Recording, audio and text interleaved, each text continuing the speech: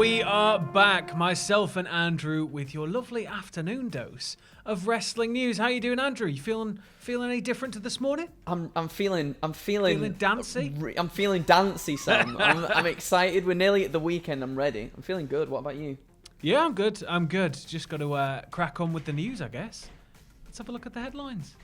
A title match has been added to this weekend's AEW Double or Nothing pay-per-view. The future plans for AEW's TNT Championship have been revealed. And an ECW legend steps down from public appearances. Find out who in a bit. So we kick things off with the news that AEW have added a title match to the Double or Nothing pay-per-view this weekend. This is all very last minute, isn't it, Andrew? It really is. Where's this come out of? Does this come out of nowhere, Sam? Why don't you tell everybody about it? Let me tell you. So AEW, as Sam has mentioned, they've revealed a huge title match to set place this weekend at Double or Nothing. It's going to be NWA Women's Champion Serena Deeb defending her title against the former AEW Women's Champion. We'll get there eventually. Rio during the buy-in pre-show, which is big. That in the pre-show, in the buy-in, Sam. I know, just right there, right off the bat. But Deeb defeated Thunder Rosa for the title way back in October of 2020, while Riho lost her women's title to Nyla Rose in February of the same year.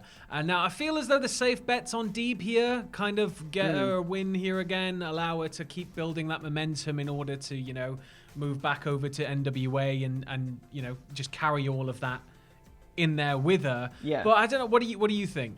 I think you're right. I think Deeb's going to win this one. I'm just excited to see two amazing wrestlers just go at it, because Serena Deeb, no matter who she's in the ring with, she always is phenomenal, gets the best out of everybody she's in there with. And then Rio as well is just really good. Them two clashing together is going to be tasty, Sam. So tasty. Well, either way, it'll hopefully be an absolute hell of a match, and it'll set the tone, and it'll set the pace nicely for the rest of the pay-per-view itself. So can't wait to watch.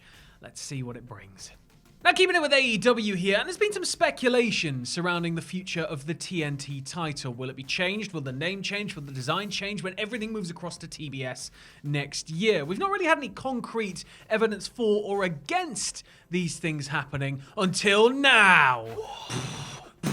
No, Cody Rhodes, it's 0.01% off being 100% concrete. He actually gives the percentage in there, so, it's definitely accurate. But he was speaking with comicbook.com recently regarding the actual, future of the TNT title and everything that's going to be happening moving forwards.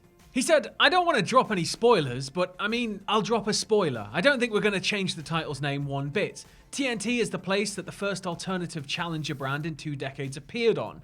Their excitement are partners at Warner Media and the TNT title.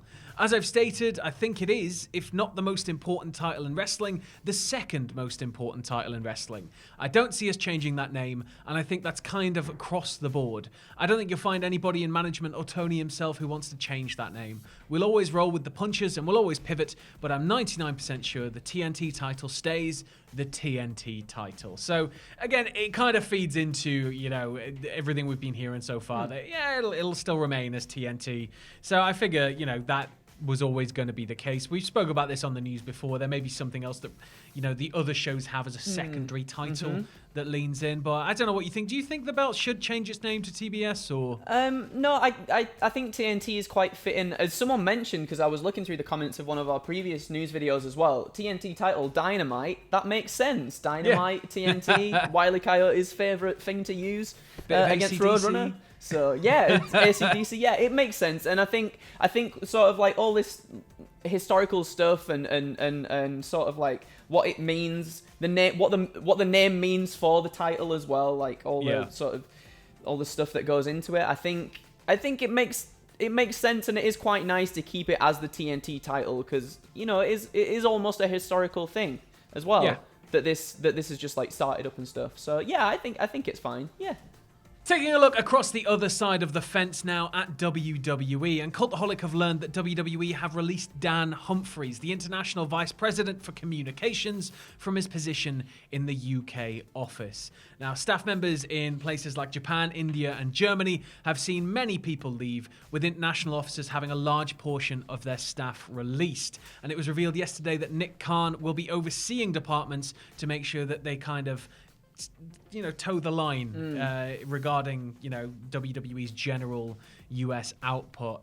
It's just never nice to report on people losing their jobs. And WWE, as we mentioned earlier, Nick Khan in particular seems to be spearheading a complete overhaul of the product. It feels like we're really building towards something different. And there were reports not too long ago, maybe a couple of weeks ago, I remember on the news of Nick Khan kind of bringing in his own staff and his own connections from his wider Hollywood, career. So it's just a shame whenever somebody has to lose a job, and it's quite interesting that it's an international office, because WWE seem enamored with the idea of like local globalization or global localization or whatever it was, where they would enter into all these markets. We've got NXT UK, there's rumblings of Japan, there's rumblings of Mexico, there's rumblings of India. Well, India's kind of confirmed, isn't it? So pretty much. It's like we're just sort of floating around in that, but what does it mean if these people are being released? Is that going to be dialed back and controlled from the States? Is it going to be new staff brought in? I guess only time is gonna tell. Now, keeping it with WWE, WrestleVotes reported that WWE's heads held an internal reassurance meeting after firing 35 office staff on Tuesday. WrestleVotes took to Twitter to report, after yesterday's layoff, I'm told WWE hosted an internal conference today with most of the power players, including Nick Khan. While the meeting was said to be organized well, it contained nothing of real substance, so status quo. This seems like a standard business move in situations where you are releasing a lot of staff. That feels like something you would have to do, to ensure that the staff morale isn't going to drop any lower than I imagine it already is. It's an incredibly stressful environment at the best of times, working in WWE, I can imagine. So to see other people losing their jobs, I mean, it just must be horrible. What do you think about it, Andrew, in terms of holding a meeting, and are they going to stick to that? Could it be that they've brought people into these meetings and they could eventually replace even them?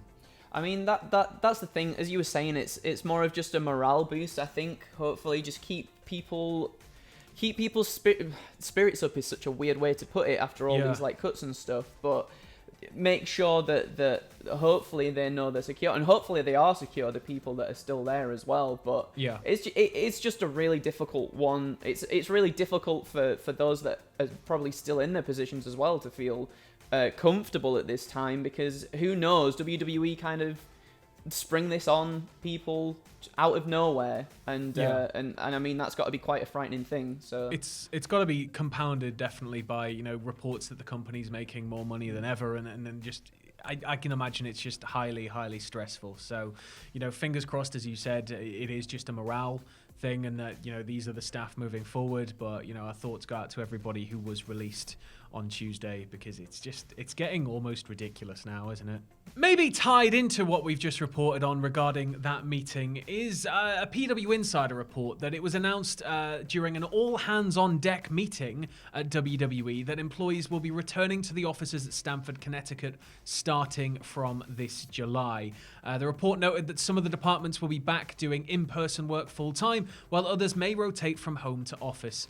The meeting was led by WWE President and Chief Revenue Officer Nick Khan and Chief Financial Officer Christina Salen. So again, everything, including all of these releases, and it all just feels tied to the Nick Khan building a new platform type theory that's floating around right now.